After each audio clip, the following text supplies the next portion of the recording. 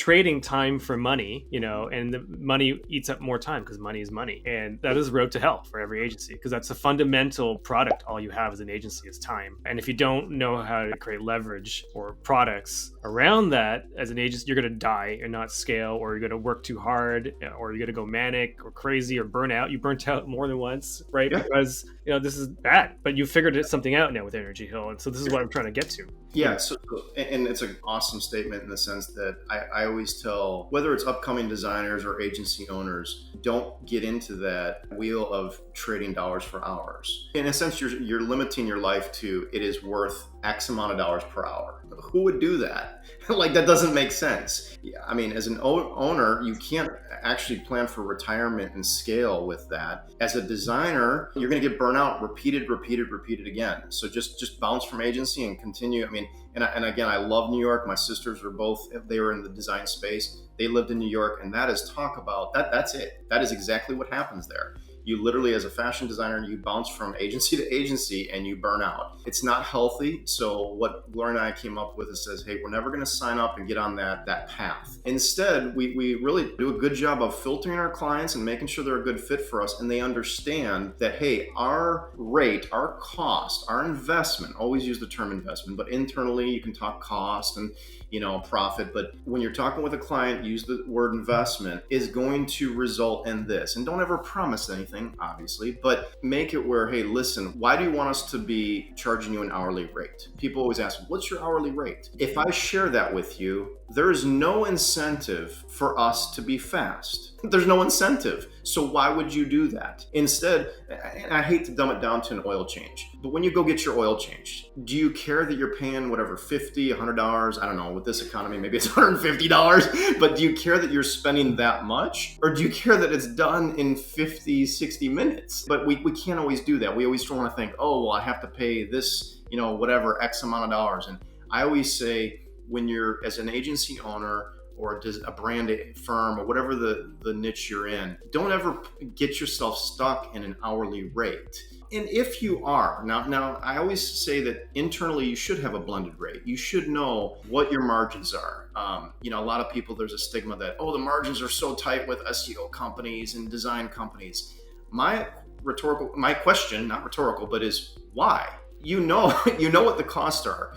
And I would say instead, get so good at it as an agency or as a firm that you can charge more and you can increase your margins. But you are still going to know your blended rate. You're going to know what your cost is. And if you don't, you should figure that out. If our cost to do X, Y, and Z is whatever, $100 an hour, we know that's our cost.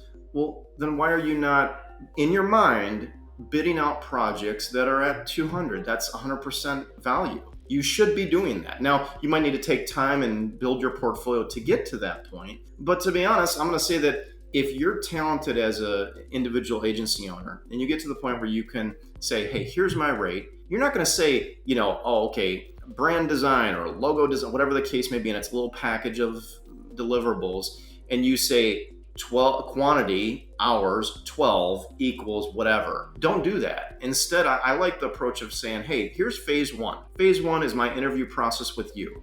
It costs $3,600. Phase two is I actually start to research and concept and do a contextual design, and we do some interviews with your customers, and this equals $2,400. Phase three is we package up the logo and all the different brand elements and put them into a nice, concise, tight package, and that's whatever, $2,000. I don't know what numbers I just threw out there, but the point is, as someone, I always look at it from your customer, your client's perspective. Who's going to say, I don't want to do phase two? You know what I mean? No one can take out that element because it's a phased approach that allows you to say, here's our package rate based on designing for phases. And that can be applied to anything. So I take a phased approach where it's good for us because it lines up scope. It lines up the statement of work. It's also good for your client in the sense they see, when we're done with phase one, we're going to have all this already. Phase two adds on and it builds up even more. Phase three, completed project. So I always, if I can, expand on that, I always say, go phase route. Do not do deliverable line item route. That is always going to cripple you. And to be honest, if a client says, well, no, we only do hourly rate, you need to decide if that's a fit for you then. Because we just say, hey, we want to be efficient, and we have a process in place, really tight scope, where we know exactly. And let's say, okay, the problem with phases is, well, after the client sees phase one, they're so excited. Now they want us to do their website. Great. That's called a change order. That's called, hey, that's a whole different project that we can scope out as well, but it's not part of this. And so I always make sure I tell, agency owners that, listen, build in your phases, keep that scope tight. It helps you align that scope with your schedule as far as when deliverables will be hit, and then hire the best designers, because those are that's your team, that's your army of professionals that know what they're doing to help you execute on those phases. Long-winded answer, but I hope that helps the conversation.